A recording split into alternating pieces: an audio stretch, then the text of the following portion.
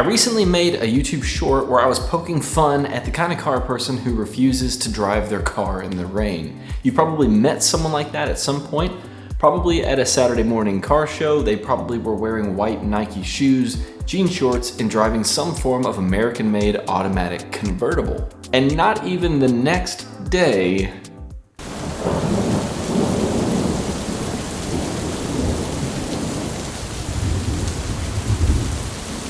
I don't want to drive my car. Which leads me to the topic of this video, which is 5 reasons I think driving a sim rig can be better than the real thing. But before we get into that, if you're new to the channel, welcome. Make sure you like and subscribe down below. I really appreciate it. If you have any questions about anything I talked about, leave them in the comments below, and let's get started. And we're gonna start with number 1, which I think is probably the most important thing. We're gonna go ahead and get it out of the way because it's probably the most boring, but that's the safety aspect of it.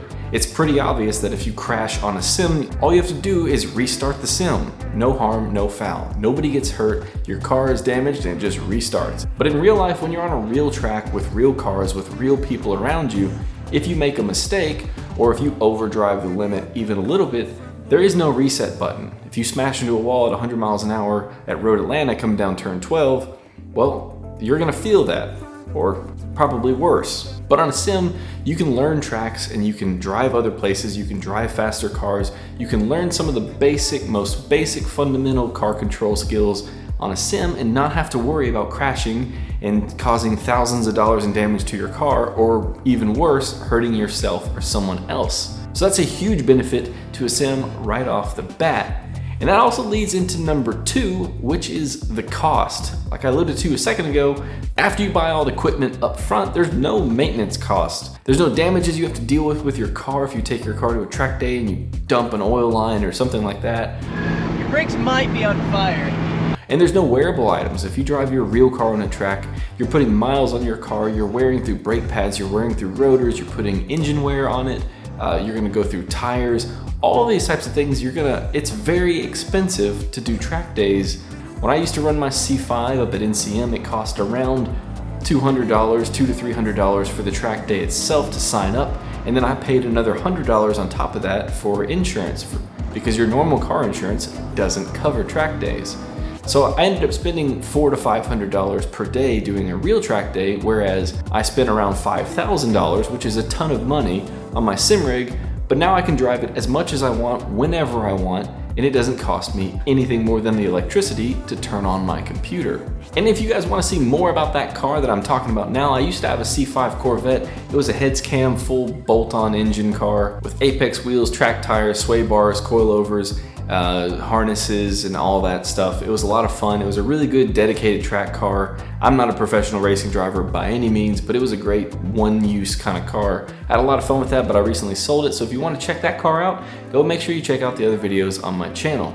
And then moving on to number 3, this is the third reason why I think sim rigs are better than even the real thing, because you can actually race with it. Now, if it's something you just want to goof around on the internet online with your friends, probably something like an Xbox with Forza is more than enough for you. But when you want to really talk about racing and having fun, really driving against skilled people, you're not going to be able to do that very easily in real life. Even if you sign up for a ton of track days, it costs a ton of money to buy a dedicated car, set it up within the specs, find a series, be able to join that series, commit to the series, travel to the locations. You're gonna have to buy a trailer, all these other things if you want to do racing against other people, which I highly recommend because it is a lot of fun. But if you buy a sim rig, you're allowed to do that all the time. You can find tons of sessions on iRacing and Assetto Corsa to be able to get out there on a track with a really realistic driving simulator against other people. It's a ton of fun, and it's not something that's very easily doable for just anyone.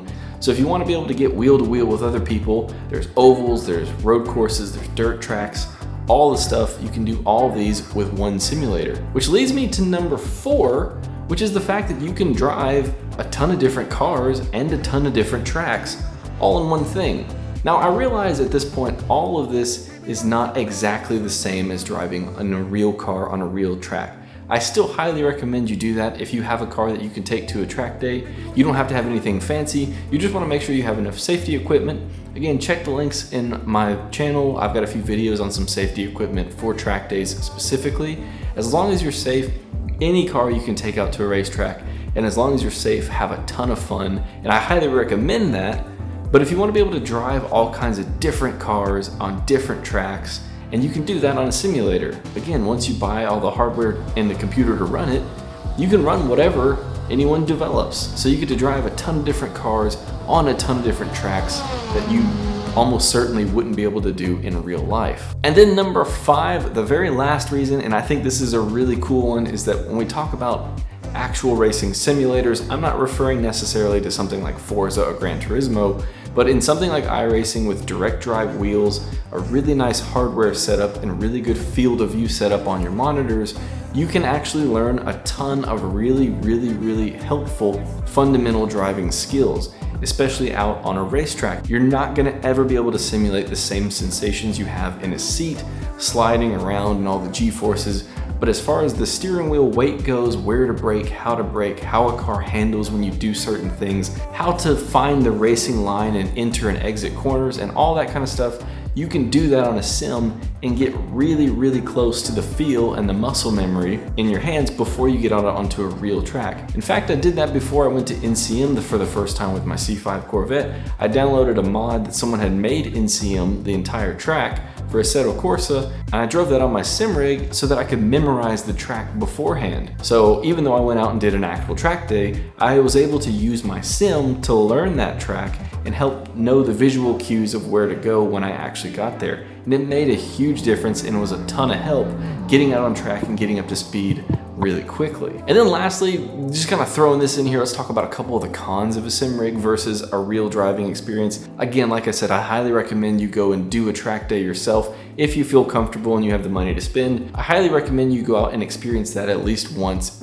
You probably will get hooked and be like, this is too expensive, and then lean back on a sim, because I spent around $5,000 on my sim setup a few years ago. Computers got way more expensive, and the hardware is about the same, but again, with monitors and all these kind of electronics going up in price, it's probably a little bit more than that now. But that's the sim rig that I feel extremely comfortable in. It's gonna last a very long time, and I get a ton of use out of. Here in the South, when it's raining or whether there's snow on the ground or if it's tornadoing or whenever I can't take my actual car out, like I mentioned at the beginning of this video, it's so much fun to go up there and I can hop in my sim rig any time of the day, whether it's in the morning, evening, night, in the middle of the day, Tuesday, Wednesday, Saturday, it doesn't matter when, it's always there. I can go up and I can drive on any track in any car that I want.